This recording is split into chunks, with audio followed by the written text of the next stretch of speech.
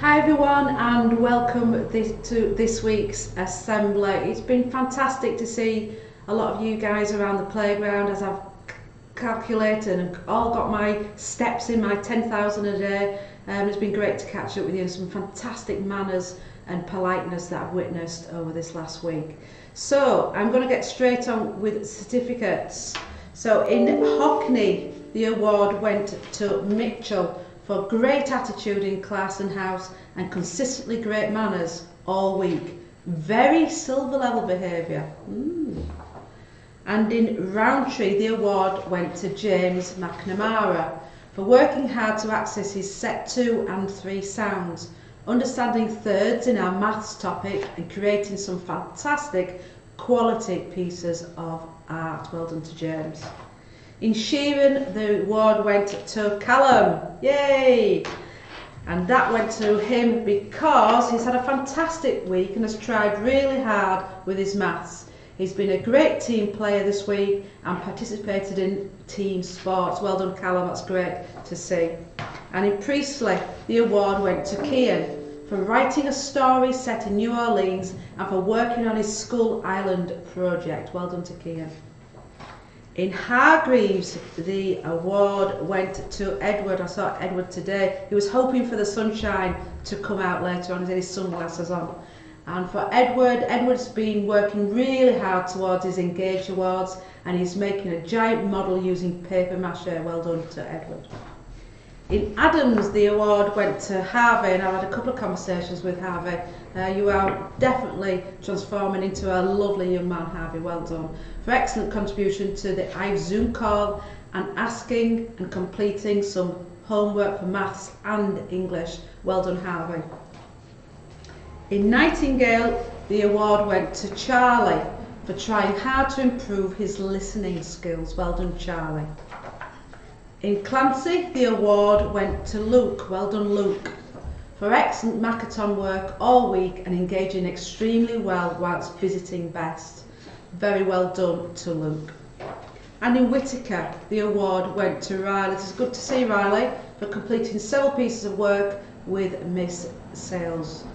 Keep that going, Riley. And in Best, the award went to Harry for engaging well back into school and for using his manners so well. Well done to Harry. Great job there. In Boothroyd, the award went to Cameron for completing 2 of his OCR units. Well done to Cameron.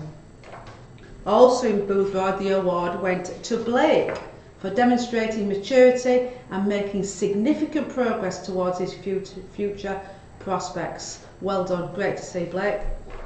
And last but not least, the House of the Week for taking part in the First Fitness Challenge programme, for continuing with individual music lessons, walking with dinosaurs at Beaumont Park and various other activities.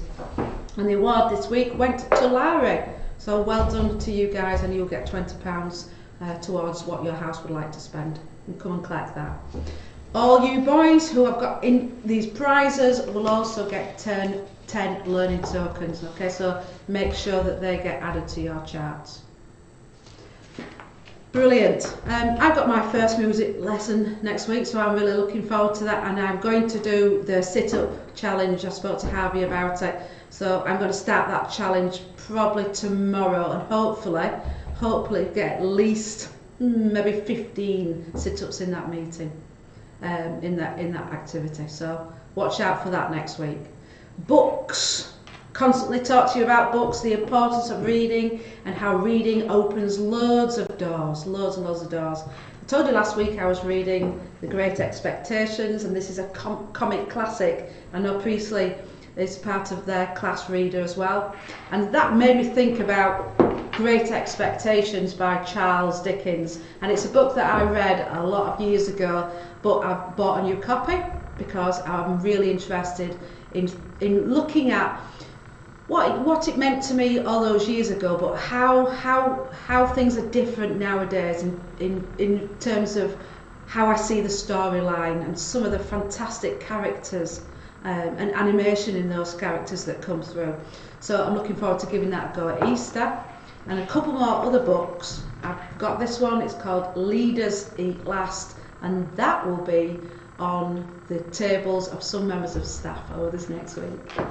And finally, the invisible classroom, and this one's about relationships, neuroscience and mindfulness in schools, and it's about the brain.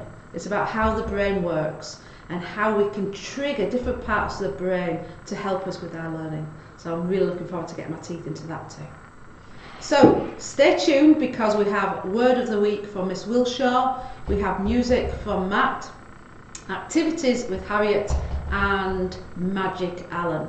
Look forward to seeing you next week. I'm really looking forward to the Easter egg hunt on Thursday as well, where I shall be able to catch up with a lot of you guys. Do take care, work hard and look after each other. See you soon. Morning everybody. Today we're going to deal with phobias. Everybody's scared of something. I've got with me my glamorous assistant who's going to do and help us today. So what we're going to do is I'm going to take 6 cards from my box here and pop them on the table,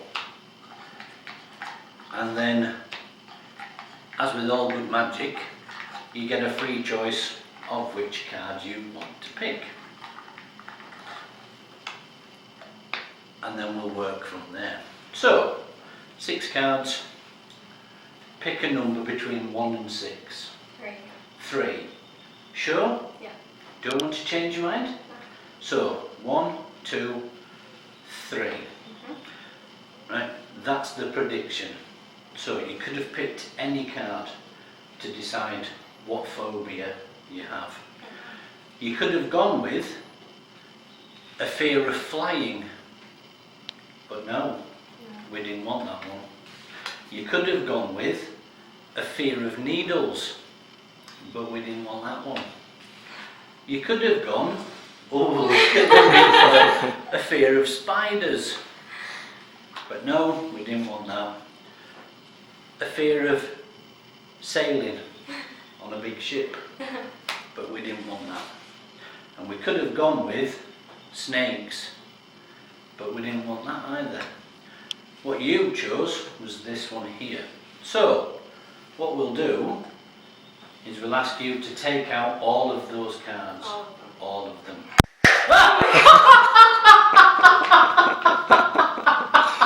So, what did Amani choose? She chose the explosion.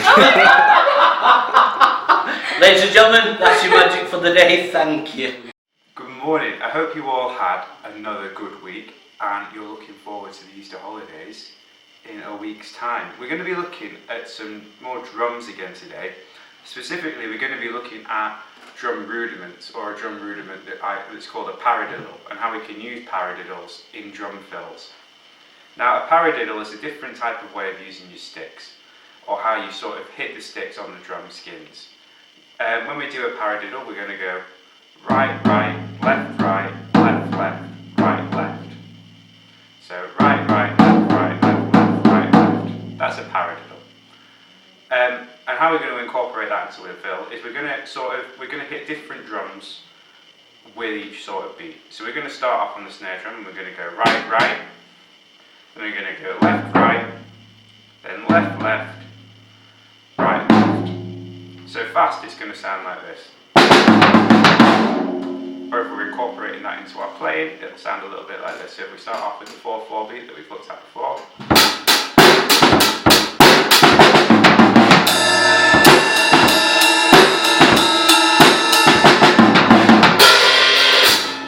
And that's the paradiddle and how we can use it to play at different types of drum fills. I'll see you all after the Easter holidays. I hope you all have a good break. Good morning everyone and welcome to Mrs Wilshaw's Word of the Week, the last one before Easter. Word of the Week this week for grasshopper ninjas is feather. A bird's feathers are the soft covering on its body. Each feather consists of a lot of smooth hairs on each side of a thin, stiff centre. For example, the bird's feathers were colourful. The word of the week this week for shinobi ninjas is dawdle. If you dawdle, you spend more time than is necessary going somewhere. For example, the boys dawdled across the playground after lunch. Grasshoppers, can you match these words to the definitions? Shinobi Ninjas, can you match these words to the definitions? That's all for this week. I'll see you after Easter. Have a fantastic break. Good morning everyone, hope you have a good week this week. This week has got an Easter theme, so we'll all have done Easter egg hunts before. So what I want you to do today is pair up with someone. It can be a member of staff, it can be a friend, and I want you to hide an object. So it can be an Easter egg if you want, or an Easter related item, and you can hide it around the classroom or wherever you are, and I want you to give clues about where the Easter egg or Easter item is. So you can tell people if they're close, if they're far away, if it's in something, if it's on something, if it's underneath something, if it's behind something, and give them little clues about where you've hidden the Easter item. So you can take it in turns to do that, but enjoy and happy Easter everyone. Hi everyone, how are you? I hope you're all feeling okay today and that you've all had a great weekend. So in today's assembly, we're going to be learning 5 signs around the theme of Easter. Can you sign Easter? So taking your dominant hand, that's the hand that you write with, you're going to need your index finger. With your non-dominant hand, you're going to place that flat with your knuckles facing upwards. You're going to take this index finger, going to take it to the middle finger on your non-dominant hand, pull it upwards, and then across, drawing across. Easter. Easter. Next up we have egg. That's not a scrambled egg or a boiled egg, that's a chocolate egg. So you're going to need both hands, fingers open, you're going to curve them and join them together, tapping twice. Egg. Egg. Now if you did want to know the sign for the other version of egg, you take your non-dominant hand and bunch it together. You take these 2 fingers on your dominant, bring them down in a striking movement, stopping just before it reaches your hand as if you're cracking the egg. Egg. Egg. Then we have chocolate. So for chocolate, you're going to need your small C. You're going to place this on your dominant side of your chin or of your face. And you're just going to take it backwards. 2 movements. Chocolate. Chocolate. Easter. Egg. Then we have Sunday. For Sunday, you're going to use both hands to signify praying and then sign day.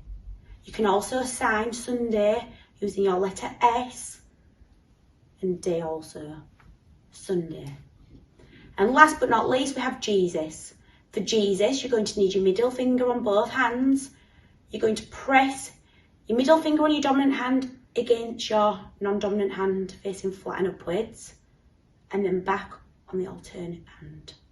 Jesus. Jesus.